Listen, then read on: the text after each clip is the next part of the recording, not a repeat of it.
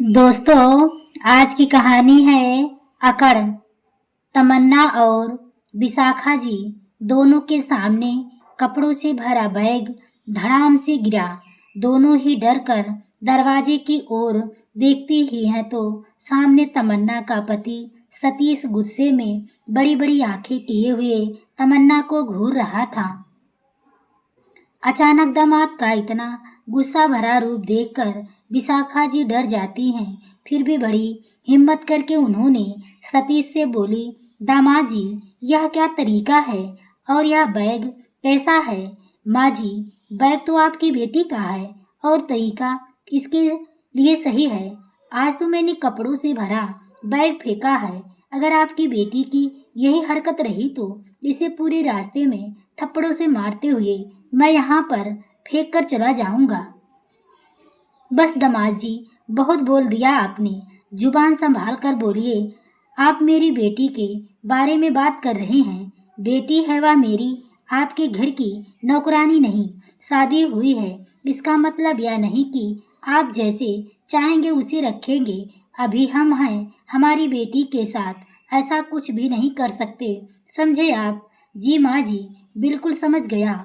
और आज तक जो नहीं समझा था, आज आपकी बात सुनकर, आपकी अकड़ देखकर यह भी समझ गया कि जब माँ ही ऐसी है तो बेटी से उम्मीद करना ही बेकार है।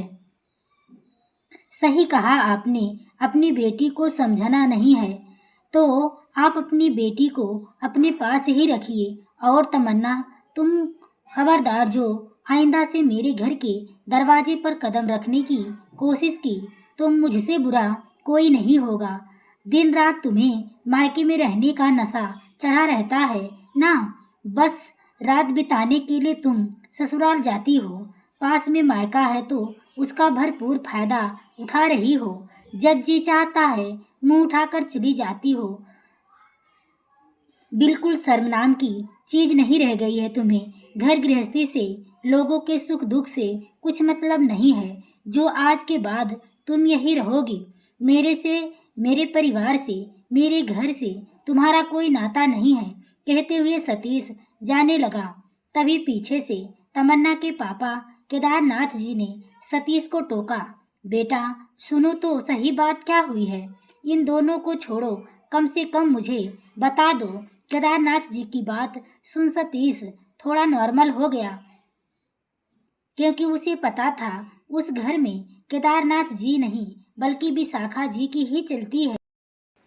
थोड़ा नॉर्मल होते हुए सतीश ने केदारनाथ जी से कहा, पापा जी, आपको पता है ना, 10 कदम पर ही मेरा घर है और शादी को पूरे 1 साल होने को आ गए हैं। तमन्ना कभी भी पूरे दिन ससुराल में नहीं रहती है। रोज सुबह यहाँ चली आती है और फिर रात को जाती है। यही इसका रोज का है। घर पर माँ अकेली रहती हैं, पापा है नहीं, मैं ऑफिस चला जाता हूँ। तमन्ना ने कभी भी मेरी माँ के बारे में नहीं सोचा। माँ भी उसे कभी कुछ नहीं कहती हैं, यह सोचकर कि धीरे धीरे वह अपनी जिम्मेदारी समझ जाएगी। लेकिन नहीं, इसे तो कुछ समझ में ही नहीं आता है।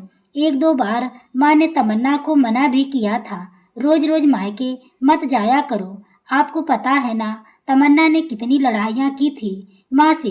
लेकिन आज मैंने इसे मना किया था कि आज मायके मत जाना, क्योंकि माँ की तबीयत ठीक नहीं है। उन्हें तेज बुखार हुआ है। 1 गिलास पानी भी उठकर पीना उनके लिए मुश्किल है। मैंने इसे मना करके ऑफिस गया था। इसके बावजूद भी मेरे ऑफिस जाते ही यह तुरंत मायके चली आई। अब आप बताइए, ऐसे में मैं क्या करता? अपनी माँ को वहाँ अकेले मरने के लिए छोड़ दूँ? सतीश की बात सुन केदारनाथ जी चुप हो गए। सतीश की एक एक बात सही थी, वह अपनी जगह बिल्कुल सही था। सतीश की तरह केदारनाथ की भी अपनी पत्नी और बेटी से लाचार थे। ना तमन्ना उनकी सुनती थी, ना विशाखा जी सुनती थी। लेकिन वहीं पर पास में बैठा केदारनाथ जी का बेटा सुभाष ने जब अपने जीजा जी की बात सुनी तो उसे तमन्ना और अपनी माँ के ऊपर बहुत गुस्सा आया। सतीश को समझा बुझाकर भेजने के बाद सुभाष सीधे अपनी माँ विशाखा जी और तमन्ना के पास जाता है, जो हॉल में बैठी सतीश के व्यवहार को लेकर दुखी हो बातें कर रही थी। तमन्ना रो रो कर माँ को अपना दुख बता रही थी। उसका कहना था कि सतीश ने सारा कुछ अपनी माँ के कहने पर किया है। सतीश की माँ की कोई तबीयत खराब नहीं है, वह जानबूझकर नाटक कर रही हैं। उन दोनों के बीच में झगड़ा करने के लिए तमन्ना की बात सुन सुभाष वहीं से गुस्से में अपनी पत्नी तारा को बुलाता है और कहता है, तारा, आज के बाद तुम अपना मेरा मम्मी पापा का खाना बनाओगी और एक भी रोटी ज़्यादा नहीं बननी चाहिए, उतना ही बनाना जितना हम चारों खा सके। किसी पांचवे के लिए तुम्हें खाना बनाने की ज़रूरत नहीं है, ना काम करने की ज़रूरत है। तुम किसी की नौकर नहीं हो। अचानक ही बेटी का बदला रूप देखकर विशाखा जी हैरान हो जाती हैं। वह हैरानी से सुभाष से कहती हैं, अरे बेटा, सतीश कम था क्या जो अब तुम भी शुरू हो गए? एक अपने जीजा को देखो, अपनी पत्नी को पैरों की जूती तक नहीं समझता, और एक तुम हो, जोरों के गुलाम बन रहे हो। तुम्हारा दिमाग काम नहीं कर रहा है। हम 5 लोग हैं इस घर में, तमन्ना भी है, दिखाई नहीं दे रही है? नहीं माँ, बिल्कुल दिखाई नहीं दे रही है। तमन्ना की शादी हो गई है, वह अपने घर में रह सकती है, रोज रोज यहाँ पर आने की ज़रूरत नहीं है।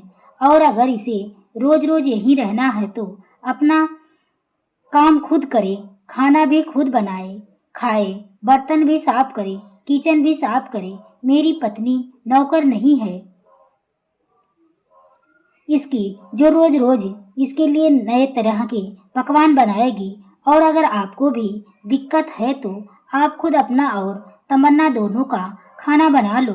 और आज के बाद तमन्ना की और मेरी पत्नी की तुलना कभी मत करना। भैया, या क्या हो गया आपको? आप तो ऐसे नहीं थे। आप माँ से ऐसे कैसे बात कर सकते हैं? और आप भाभी के होते हुए माँ खाना क्यों बनाएंगी? क्या फायदा बहू होने का?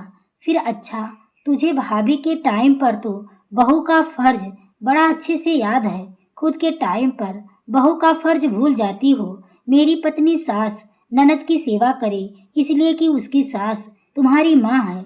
तुमने कितनी की अपनी सास की सेवा? बीमार सास को छोड़कर आकर यहाँ पर चुगली करते हुए तुम्हें शर्म नहीं आ रही है? तुम सिखाने आई हो रिश्तों की कदर करना। सुभाष, यह क्या तरीका है अपनी शादीशुदा बहन से बातें करने का? माँ, यही या इसी के लायक है। इज्जत उसी दी जाती है जो इज्जत के लायक रहता है। माँ, आपको क्या हो गया है? आपको समझ में नहीं आ रहा है कि आपका यह लाड प्यार किसी दिन तमन्ना का घर बर्बाद करके रहेगा? आज जो जीजा जी इसके कपड़े फेंक कर गए हैं, कल को तलाक के पेपर मुंह पर फेंक कर जाएंगे और तुम कुछ नहीं कर पाओगे। तुम्हारे चलते उसकी जिंदगी बर्बाद हो जाएगी। पास में मायका होने का यह मतलब नहीं है कि जी चाहे मुंह उठाकर चले आए। कोई तरीका होता है। महीने में कभी आ जाओ, और आओ भी तो अपने घर गृहस्थी के अच्छे से सहेज कर, ना कि बूढ़ी बीमार सास को अकेला घर पर छोड़कर। अगर अचानक उन्हें कुछ हो जाए या वह मर जाए तो दुनिया सोचेगी तुम्हारे ऊपर, तुम्हारी बेटी के ऊपर। एक बार तुम सतीश की माँ के बारे में सोचकर देखो, उनके दुख को अपने ऊपर लेकर देखो, तब तुम्हें उनके दुख के बारे में पता चलेगा। जो काम तुम्हारी बेटी कर रही है, अगर वही काम तुम्हारी बहू करती तुम्हारे साथ तो तुम्हें कैसा लगता? और तो तुम भी ढिढोरा पीटती, दुनिया से बहू की बुराइयां करती, 1000 गालियां देती, उसके माँ बाप तक जाती। आज बेटी के लिए एक शब्द मुंह से नहीं निकल रहा है। नहीं दोगी खुद के लिए गाली, नहीं उठाओगी अपने संस्कारों पर उंगली। आज मैं जरा सा बोल दिया तारा को कि वह इसका खाना नहीं बनाएगी तो तुम्हें बहुत बुरा लग रहा है। क्यों बनाएगी खाना? नौकर है वह, तमन्ना की तरह किसी की बेटी है। उसकी माँ ने भी उसे लाड प्यार से पाला है। बिल्कुल सही कहा बेटा तुमने। तभी पीछे से केदारनाथ जी आकर सुभाष के हाँ में हाँ मिलाते हुए बोलते हैं, बिल्कुल सही कहा तुमने बहू। आज के बाद तुम बस मेरा अपना और सुभाष का ही खाना बनाओगी, अपनी सास का भी खाना नहीं बनाओगी। यहाँ माँ बेटी खुद अपना खाना बनाए, दूसरे के लिए ना सही अपने पेट के लिए तो करेंगी ही ना। और खबरदार बहू, जो तुमने उनकी किसी भी काम में मदद की या खाना देने की कोशिश की, अरे वाह, आज आपका भी पर निकल आए। मेरा बेटा दामाद कम थे जो आप शुरू हो गए, बुढ़ापे में भी जवानी आ गई है, ज्यादा जोश में आ गए हो। अभी तो तुमने मेरा जोश देखा ही नहीं है विशाखा। अगर अभी मैं अपने पर आज गया तो 2 मिनट नहीं लगेंगे। दामाद जी की तरह ही तुम्हें भी तुम्हारे कपड़ों के साथ घर से बाहर निकलने में अभी मैं सही सलामत हूँ और इस घर का मालिक हूँ और खुद का ख्याल भी रख सकता हूँ। इसलिए मुझे भी तुम्हारी कोई ज़रूरत नहीं है, जैसे तुम्हारे दामाद को ज़रूरत नहीं है। रह गई तुम्हारी बेटी की, वैसे भी तुम्हारी ज़रूरत नहीं है और यह घर भी मेरा है। 2 मिनट के अंदर ही माँ बेटी को घर से बाहर निकाल दूंगा, इसलिए जुबान पर लगाम लगा दो और अपने खाने पीने की व्यवस्था खुद कर लो। आज जिंदगी में पहली बार केदारनाथ जी गुस्से में विशाखा जी से बातें की थी। एक तरफ बेटा आग का गोला बन पड़ा था तो दूसरी तरफ पति अंगारों की तरह धड़क रहा था। इन्हीं दोनों पर तो विशाखा जी को नाज था, या दोनों उनके बस में थे तो ही इस घर में उनकी चलती थी। वह जो चाहती थी वही होता था, लेकिन आज यही दोनों उनके खिलाफ हो गए, जिसके चलते विशाखा जी की औकात ही 2 कौड़ी की हो गई। जब विशाखा जी खुद के लिए ही कुछ नहीं कर पाती तो भला बेटी को कैसे इस घर में रख पाएंगी।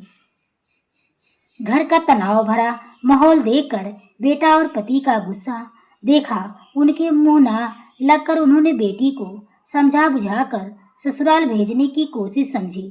तुरंत फोन उठाकर सतीश को फोन लगाया, उनसे माफी मांगी और उन्हें आश्वासन दिया कि आज के बाद तमन्ना बस महीने में 1 दिन के लिए ही उनसे मिलने आया करेगी। फोन रखकर विशाखा जी ने तुरंत ही तमन्ना से कहा, बेटा देख, सबका गुस्सा तो तुम देख रही हो ना, तो तुम दामाद जी को समझा सकती हो ना। मैं तुम्हारे भाई और पापा को यहाँ तीनों को हम दोनों के खिलाफ हो गए हैं। जैसे दामाद जी ने तुम्हें घर से निकाल दिया, अगर तुम्हारे पापा ने और भैया ने मुझे निकाल दिया तो फिर हम कहाँ जाएंगे। और तुम्हारे पापा का गुस्सा देखकर मुझे नहीं लगता कि वह ज़्यादा दिन तक हम दोनों को यहाँ रहने भी देंगे। आज तो खाना अलग करवाया है, कल को हमें भी अलग करवा दिया तो बेटा भलाई इसी में है। तुम थोड़ा अपनी गृहस्थी पर ध्यान दो, हम फोन पर बातें करते रहेंगे। मैंने दामाद जी को साफ साफ बोल दिया है कि तुम महीने में बस 1 दिन आओगे, तो बेटा महीने में बस 1 ही दिन हम मिलेंगे। रोज रोज आने से दोनों ही घर बर्बाद हो रहे हैं और इस बुढ़ापे में मैं दर दर की ठोकरें नहीं खाना चाहती। खुद खाना मुझसे नहीं होगा। एक तो पहले से माहौल ही इतना बिगड़ा हुआ था, दूसरे पति पापा और भैया सबका व्यवहार देख तमन्ना को लगा कि सच में अगर सतीश की तरह भैया पापा ने भी माँ के साथ उसे घर से निकाल दिया तो फिर वह कहाँ जाएगी। ससुराल वाले भी उसके खिलाफ, मायके वाले भी उसके खिलाफ।